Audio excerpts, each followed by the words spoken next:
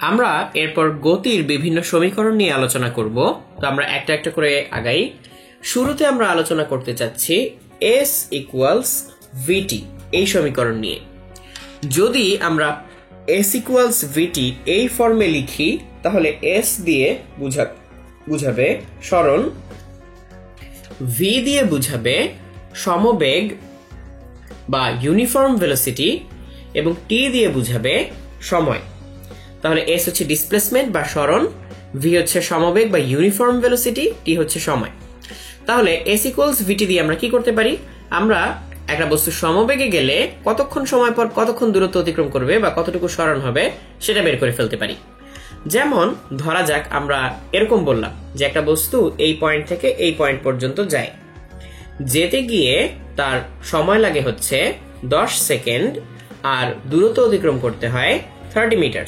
তাহলে বেগ কত বা সমবেগটা কত ছিল? সে সুষমবেগে দূরত্ব অতিক্রম করে। তাহলে আমরা এই সমীকরণ থেকে লিখতে পারি v equals s by t।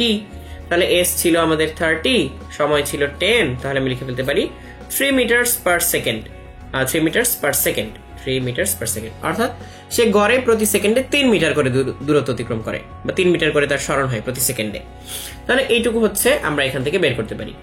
তাহলে S ইকুয়ালস ভিটির মধ্যে যে কোনো দুইটার মান দেয়া থাকবে, তৃতীয়টা আমাকে বের করতে হবে, কোনো কঠিন ব্যাপার না।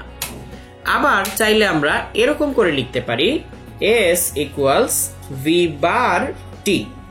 এরকম করে যখন লিখব তখন S এর পরিচয় তখনও সরণ, কিন্তু v এর পরিচয় হচ্ছে তখন গড় বেগ বা অ্যাভারেজ ভেলোসিটি। t একই সময় থাকবে সময়। তাহলে এবার v বার হচ্ছে গড় বেগ বা অ্যাভারেজ ভেলোসিটি। তাহলে যখন কোনো বস্তুর ত্বরণ হয় তখন যদি সেই ত্বরণটা সুষম হয় তখন গড় বেগ চাইলে আমরা কি লিখতে পারি? দেখো, ধরা যাক এরকম একটা বস্তুর শুরুতে বেগ ছিল v1 এবং নির্দিষ্ট সময় পর তার বেগ হয়ে যাচ্ছে v2। এই পুরো সময়টুকু জুড়ে তার সুষম ত্বরণ ছিল a ছিল সুষম ত্বরণ বা ইউনিফর্ম এক্সিলারেশন। যদি ইউনিফর্ম এক্সিলারেশন হয় তখন আমরা v বার বা গড় বেগকে লিখতে পারি ইনিশিয়াল ভেলোসিটি আর ফাইনাল ভেলোসিটির অ্যারিথমেটিক মিন বা আদি বেগ এবং শেষ বেগের গাণিতিক গড়। তার মানে v1 plus v2 divided by 2। তাহলে এইটাকে আমরা লিখতে পারি হচ্ছে গড় বেগ বা অ্যাভারেজ ভেলোসিটি হিসেবে। তাহলে ধরা যাক আমরা অন্য একটা বস্তু নিয়ে কথা বলছি, যে বস্তুর আদি বেগ হচ্ছে u এবং শেষ বেগ হচ্ছে v। তাহলে এই যে u আদি বেগ, শেষ বেগ v, সময় লাগলো t, ত্বরণ হচ্ছে a। তাহলে এইটার জন্য আমরা এই ইকুয়েশনটাকে কিভাবে লিখবো? আমরা লিখবো s ইকুয়ালস v বার t। পরের লাইনে দেখো কি লেখা যায়, v বার বা গড় বেগকে আমরা লিখতে পারি আদি বেগ এবং শেষ বেগের গাণিতিক গড়। তার মানে u plus v by 2 into t। তাহলে এরকম করে লেখা যায়।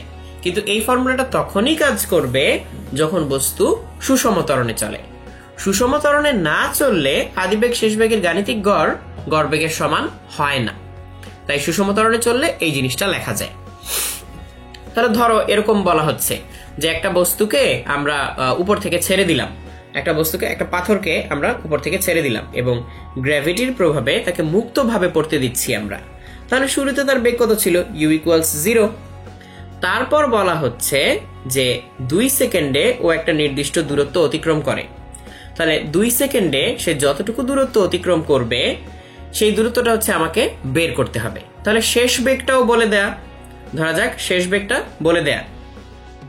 তাহলে v যদি আমাকে বের করতে হয়, ধরো v এর মান বলে দেয়া, আমাদের বের করতে হচ্ছে না, v এর মান বলে দেয়া ধরো 19.6 মিটার পার সেকেন্ড আর শুরুতে আমার বেগ ছিল 0 মিটার পার সেকেন্ড, এইটুকু বলে দেয়া।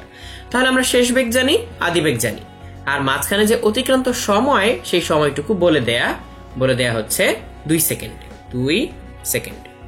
এই এরকম বলে দেয়া। তো আমাদেরকে বের করতে হবে সে যদি সুষম ত্বরণে পড়ে, বলে দেয়া হচ্ছে সুষম ত্বরণ বা ইউনিফর্ম এক্সিলারেশন, এই ইনফরমেশনটুকু দেয়া। তো আমাকে জিজ্ঞেস করতে হলো অতিক্রান্ত দূরত্ব কত। তো আমি তো আদি বেগও জানি, শেষ বেগও জানি, আবার সময়ও জানি, আবার এটাও জানি যে ত্বরণটা সুষম। তাহলে আমি সরাসরি এই ফর্মুলা ইউজ করতে পারবো। তার আমাদের ফর্মুলা হবে s equals u plus v by 2 into T. u কত ছিল 0, v কত ছিল 19.6, তারপর টি কত ছিল 2 সেকেন্ড। তাহলে এই হচ্ছে আমাদের s। তাহলে আমরা এখান থেকে চাইলে s বের করে ফেলতে পারি। তাহলে 19.6 ডিভাইডেড বাই 2 এটা হচ্ছে আমাদের s। তাহলে এই s চলে আসবে হচ্ছে 9.8 মিটার, এটা চলে আসবে। তাহলে এই হচ্ছে আমাদের অতিক্রান্ত দূরত্ব।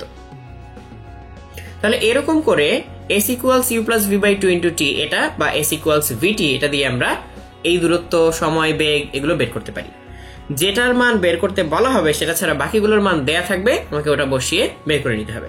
যেমন এখানে চাইলে টিও বের করতে দিতে পারতো, কিন্তু সেক্ষেত্রে u, v আর s বলে দিলে আমি টি বের করতে পারতাম। এরকম করে জিনিসগুলো বের করা যায়। বা s দিয়ে দিল, টি দিয়ে দিল, v দিয়ে দিল, u বের করতে হবে। তাহলে s, v, t এগুলোর মান বসিয়ে দিলে আমি u নির্ণয় করতে পারবো। তো এই সমীকরণটাকে আমরা এরকম করে নানা ক্ষেত্রে ব্যবহার করতে পারি। তাহলে আমি আবারও বলছি, s ইকুয়ালস vt এভাবে লিখলে v মানে সমবেগ, t মানে সময়, s মানে সরণ। আর s ইকুয়ালস v বার t এভাবে লিখলে v কে আমরা বলতে পারি গড় বেগ, t কে সময় এবং s কে সরণ।